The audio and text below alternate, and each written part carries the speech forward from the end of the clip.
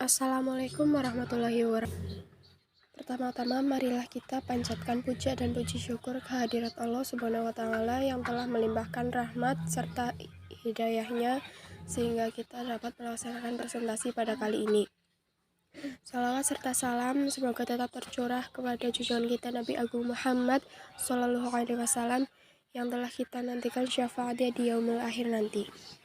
Adapun topik yang akan kami bahas yaitu tentang ejaan. Perkenalkan, nama saya Nina Rahmawati. Saya bertugas sebagai moderator pada kali ini yang akan membimbing jalannya diskusi ini. Adapun anggota kami yaitu 1.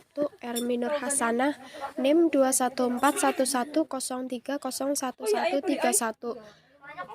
2. Sultan Sabanu, NIM 2141103011132.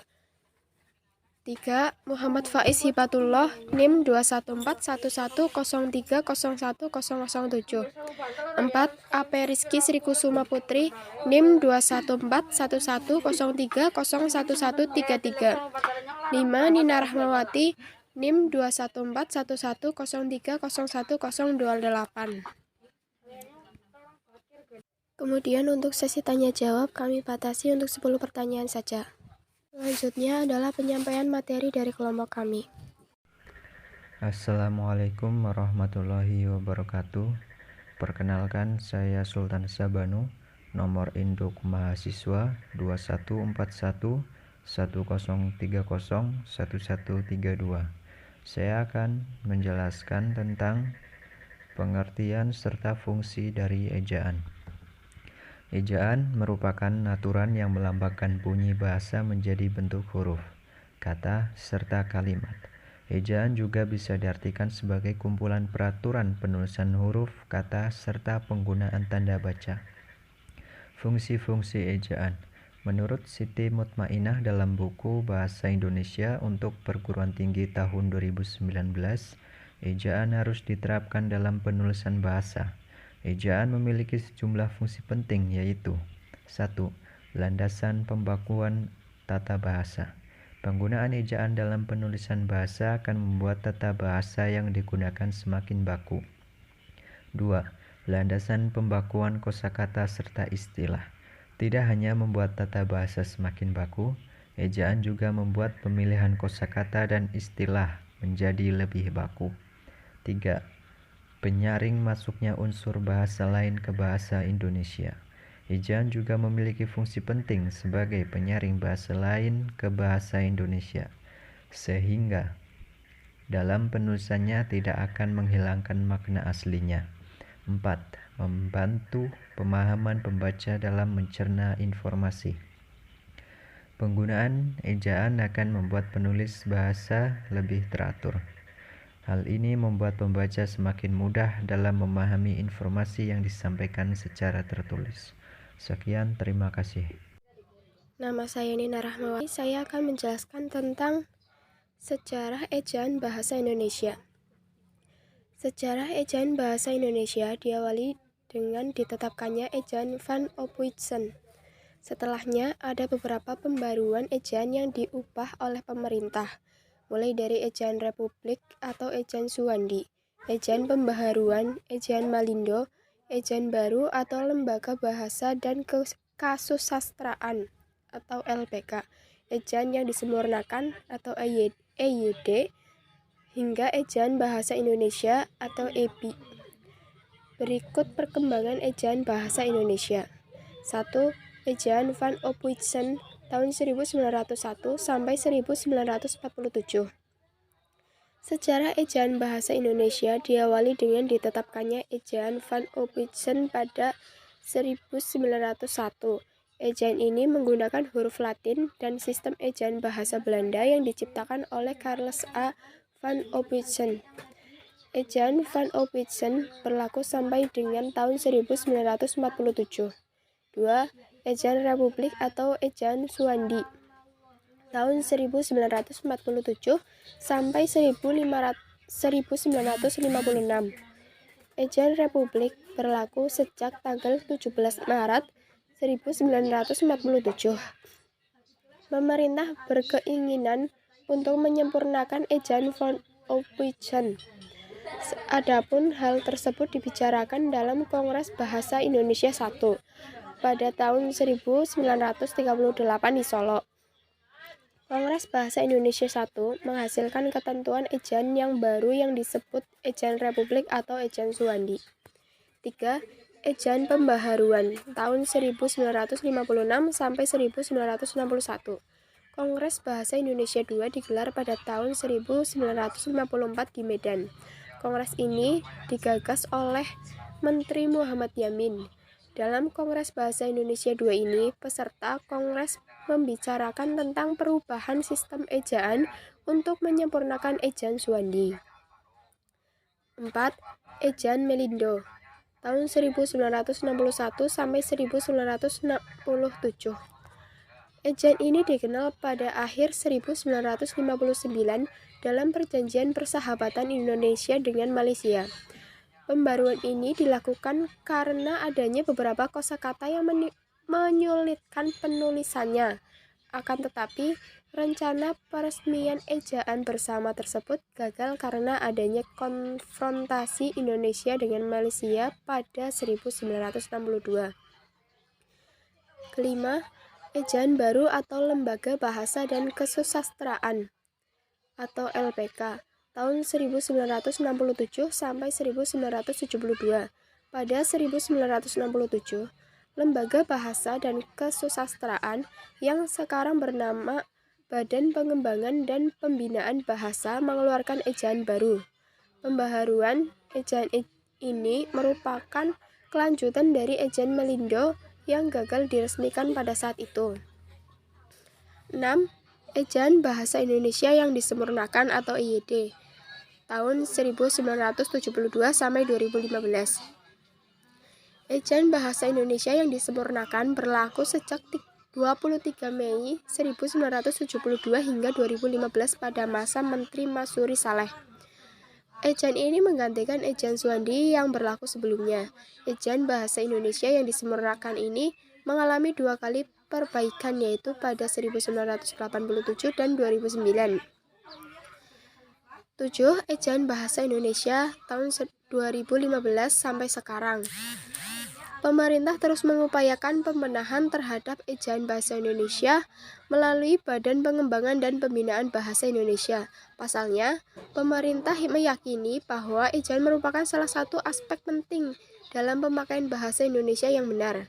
Ejaan Bahasa Indonesia ini diresmikan pada 2015 di masa pemerintahan Joko Widodo dan Anies Baswedan sebagai Menteri Pendidikan dan Kebudayaan Republik Indonesia.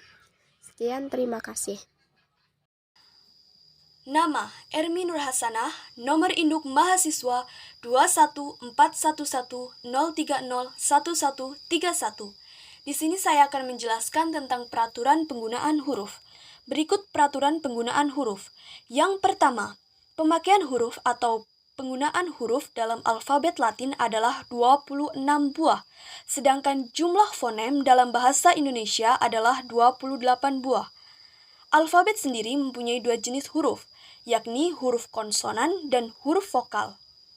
Contoh huruf vokal adalah A, I, U, E, dan O, sedangkan huruf konsonan adalah huruf yang selain huruf vokal.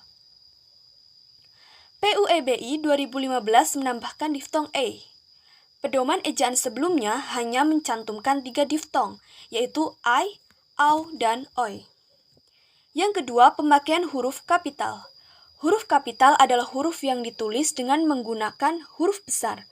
Huruf besar disebut juga sebagai huruf kapital yang mempunyai aturan tersendiri dalam tulis-menulis, karena tidak semua tulisan dicetak atau ditulis dengan menggunakan huruf kapital.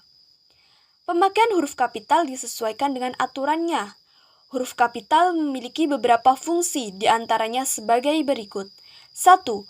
Huruf kapital ditulis pada huruf pertama, kata pada awal kalimat. Yang kedua, huruf kapital ditulis sebagai huruf pertama, petikan langsung. Yang ketiga, huruf kapital ditulis sebagai huruf pertama dalam ungkapan yang berhubungan dengan nama Tuhan, kitab suci, termasuk juga kata ganti untuk Tuhan. Yang keempat, Huruf kapital ditulis sebagai huruf pertama nama gelar kehormatan, keturunan, dan keagamaan yang diikuti nama orang. Selanjutnya, yang kelima, huruf kapital ditulis sebagai huruf pertama unsur nama jabatan dan pangkat yang diikuti nama orang atau yang dipakai sebagai pengganti nama orang tertentu, nama instansi, atau nama lembaga. Yang keenam, huruf kapital ditulis sebagai huruf pertama unsur-unsur nama orang. Yang ketujuh, huruf kapital ditulis sebagai huruf pertama nama bangsa, suku bangsa, dan bahasa. Yang kedelapan, huruf kapital ditulis sebagai huruf pertama nama tahun, bulan, hari, hari raya, dan peristiwa sejarah. Yang kesembilan, huruf kapital ditulis atau dipakai sebagai huruf pertama nama geografi. Lanjut, untuk peraturan penggunaan huruf yang ketiga adalah pemakaian huruf miring. Nama buku, majalah, dan surat kabar yang dikutip dalam karangan ditulis dengan huruf miring. Seperti contoh, majalah Tempo, tulisannya miring. Kemudian dipakai untuk menegaskan huruf bagian kata atau kelompok kata. Seperti huruf pertama dalam kata pergi adalah P. Huruf P ditulis miring. Kemudian nama ilmiah atau ungkapan asing yang belum disesuaikan ejaannya. Selanjutnya adalah yang keempat, pemakaian huruf pada huruf tebal. Huruf tebal dipakai untuk menegaskan bagian tulisan yang sudah ditulis miring. Misalnya kata et dalam ungkapan ora et labora berarti dan. Huruf tebal juga dapat dipakai untuk menegaskan bagian-bagian karangan seperti judul buku, bab, atau subbab. Contoh, ada 1.1 latar belakang dan masalah. Ini adalah subbab, maka tulisannya ditulis tebal. Assalamualaikum warahmatullahi wabarakatuh. Perkenalkan, nama saya Apia Rizky Sri Kusuma Putri dengan NIM 214110101133. Melanjutkan presentasi dari Ermi, di sini saya akan menjelaskan tentang peraturan penggunaan angka dan bilangan. Penggunaan angka yang lazim digunakan ada angka Arab dan angka Romawi. Angka Arab contohnya 01234567899 dan angka Romawi sebagai berikut. Penulisan angka dan bilangan memiliki 12 aturan. Yang pertama, bilangan dalam teks yang dapat dinyatakan dengan satu atau dua kata ditulis dengan huruf, kecuali jika dipakai secara berurutan seperti dalam perincian. Contohnya sebagai berikut. Kedua, bilangan pada awal kalimat ditulis dengan huruf. Contohnya sebagai berikut. Ketiga,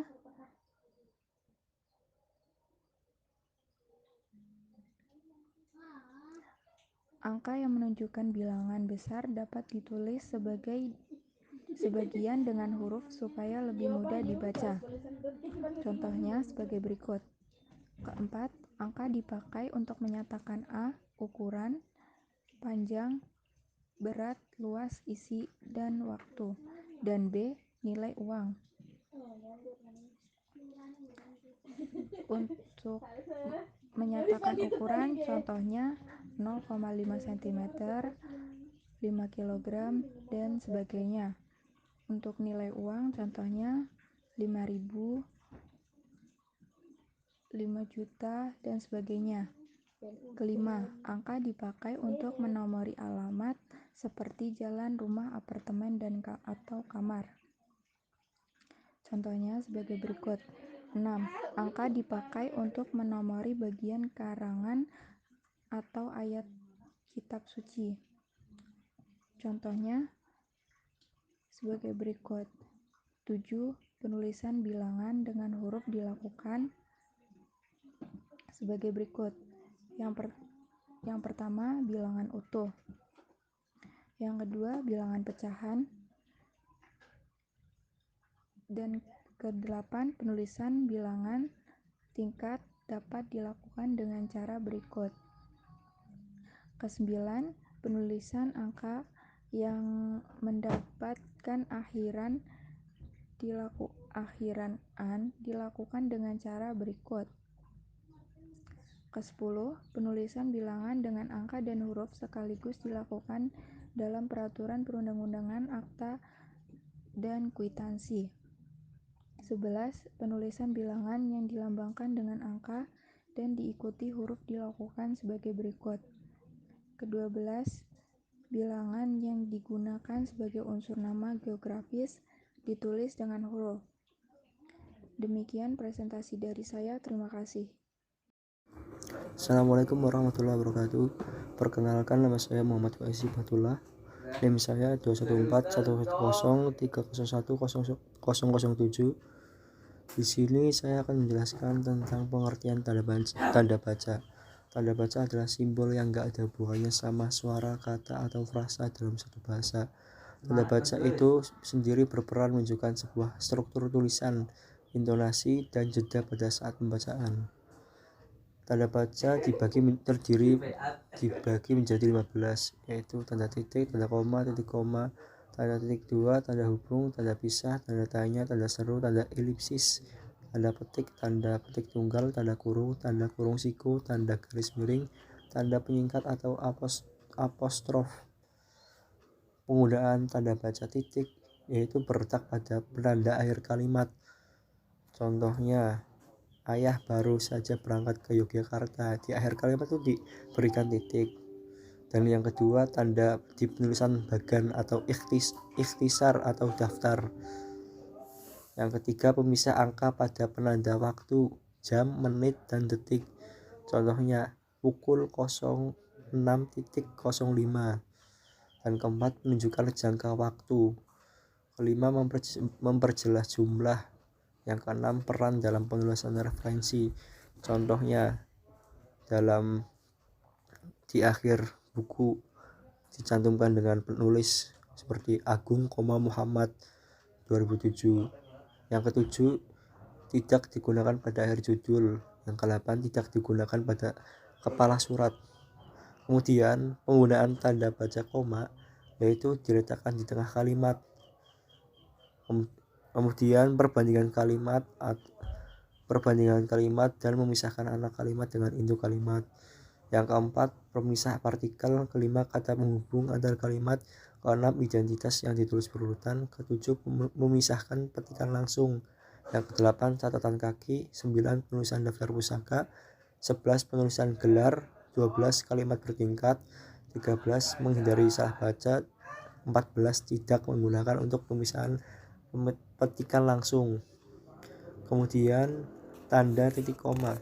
Tanda titik koma dibagi dua, yaitu tanda titik koma dapat dipakai untuk memisahkan bagian-bagian kalimat yang sejenis atau setara. Tanda titik koma dipakai pengganti kata penghubung untuk memisahkan kalimat yang setara dalam kalimat majemuk. Kemudian tanda titik dua. Tanda titik dua dibagi menjadi 4, yaitu tanda titik 2 tidak dipakai jika rangkaian atau pemberian itu merupakan pelengkap yang mengakhiri pernyataan. Yang kedua, tanda titik 2 dipakai sesudah kata atau ungkapan yang memerlukan pemberian. Yang ketiga, tanda titik 2 dapat dipakai dalam teks drama sesudah kata yang menunjukkan pelaku dalam percakapan. Yang keempat, tanda titik 2 dipakai di antara jilid atau nomor halaman, yaitu dalam kurung titik 2 dalam kurung buka kurung titik 2 tutup kurung di antara bab dan ayat dalam kitab suci atau undang-undang. Kemudian tanda hubung menyambung suku-suku kata dasar yang terpisah oleh penggantian baris. Misalnya di samping cara-cara dikasih tanda hubung. Kemudian yang kedua, tanda hubung menyambung awalan dengan bagian kata di belakangnya atau akhiran. Ketiga, tanda hubung menyambung unsur-unsur kata ulang. Contoh, anak-anak, berulang-ulang, kemerah-merahan. Yang keempat, tanda hubung menyambung huruf kata yang dieja satu-satu dalam bagian tanggal, seperti panitia tapi dikasih strip semua. Yang kelima, tanda hubung boleh dipakai untuk memperjelas hubungan bagian-bagian kata atau ungkapan. Yang keenam, tanda hubung dipakai untuk merangkai sedangkan kata berikutnya yang dimulai dengan huruf kapital seperti ke dikasih tanda hubung. Kemudian yang 7, tanda hubung dipakai untuk merangkai unsur bahasa Indonesia dengan unsur bahasa asing seperti di smash, di terus dikasih tanda hubung smash. Yang kemudian yaitu tanda pisah. Tanda pisah yang pertama adalah tanda pisah membatasi pengisipan kata atau kalimat yang memberi penjelasan di luar bangun kalimat. Contohnya, kemerdekaan bangsa itu ya saya yakin akan tercapai diperjuangkan oleh bangsa Indonesia, bangsa itu sendiri. Yang kedua adalah tanda pisah menegaskan adanya keterangan oposisi atau keterangan yang lain sehingga kalimat menjadi lebih jelas. Yang ketiga, tanda pisah dipakai di antara dua bilangan atau tanggal dengan arti sampai dengan atau sampai ke. Dikasih tanda strip. Kemudian tanda elipsis. Tanda elipsis dipakai dalam kalimat yang terputus-putus. Misalnya, kalau begitu titik-titik kemudian atau apa. Yang kedua, tanda elipsis menunjukkan bahwa dalam satu kalimat atau naskah ada bagian yang dihilangkan. Misalnya, sebab kemerosotan titik-titik akan diteliti lebih lanjut titik-titik. Kemudian tanda tanya dipakai pada akhir kalimat tanya seperti kapan ia berangkat, tanda tanya. Yang kedua, tanda tanya dipakai dalam tanda kurung untuk menyatakan bagian kalimat yang disangsikan atau yang kurang dapat membuktikan kebenarannya. Kemudian tanda seru. Tanda seru dipakai sesudah ungkapan atau pernyataan yang berupa seruan atau perintah yang menggambarkan kesungguhan, ketidakpercayaan atau rasa emosi yang kuat. Kemudian tanda kurung mengapit tambahan keterangan atau penjelasan. Yang kedua, tanda kurung mengapit keterangan atau penjelasan yang bukan bagian integral pokok pembicaraan. Ketiga, tanda kurung mengapit huruf atau kata yang kehadirannya di dalam teks dapat dihilangkan. Keempat, tanda kurung mengapit angka atau huruf yang merinci satu urutan keterangan. Kemudian tanda kurung siku. Tanda kurung siku dibagi menjadi dua, yaitu tanda kurung siku mengapit huruf, kata atau kelompok kata sebagai koreksi atau tambahan pada kalimat atau bagian kalimat yang ditulis oleh orang lain. Kedua, yaitu tanda kurung siku mengapit keterangan dalam kalimat penjelas yang sudah bertanda kurung. Kemudian tanda petik itu menjadi dibagi 5. Tanda petik mengapit petikan langsung yang berasal dari pembicaraan dan naskah atau bahan tertulis. Contohnya, tanda petik saya belum siap, kata Mira. Kedua, itu tanda petik mengapit judul syair, karangan atau bab buku yang dipakai dalam kalimat. Yang ketiga, tanda petik mengapit istilah ilmiah yang kurang dikenal atau kata yang mempunyai arti khusus. Yang keempat, tanda petik penutup mengikuti tanda baca yang mengakhiri petikan langsung. Yang kelima, tanda baca penutup kalimat atau bagian kalimat ditempatkan di belakang tanda petik yang mengapit kata atau ungkapan yang dipakai dengan arti khusus pada ujung atau bagian kalimat. Kemudian tanda petik tunggal bagi 2. Tanda petik tunggal mengapit petikan yang tersusun di dalam petikan lain. Yang kedua, tanda petik tunggal mengapit makna, terjemahan atau penjelasan kata atau ungkapan asing. Kemudian tanda garis miring dipakai dalam nomor surat dan nomor pada alamat penandaan masa 1 tahun yang terbagi dalam 2 tahun takwim. Yang kemudian tanda penyingkat atau apostrof tanda penyingkat menunjukkan penghilangan bagian kata atau bagian angka tahun. Contohnya, malam spasi telah tiba. Sekian dari saya. Wassalamualaikum warahmatullahi wabarakatuh. Demikian tadi presentasi dari kelompok kami. Saya sebagai moderator mohon maaf atas kekurangannya dan terima kasih untuk perhatiannya. Wassalamualaikum warahmatullahi wabarakatuh.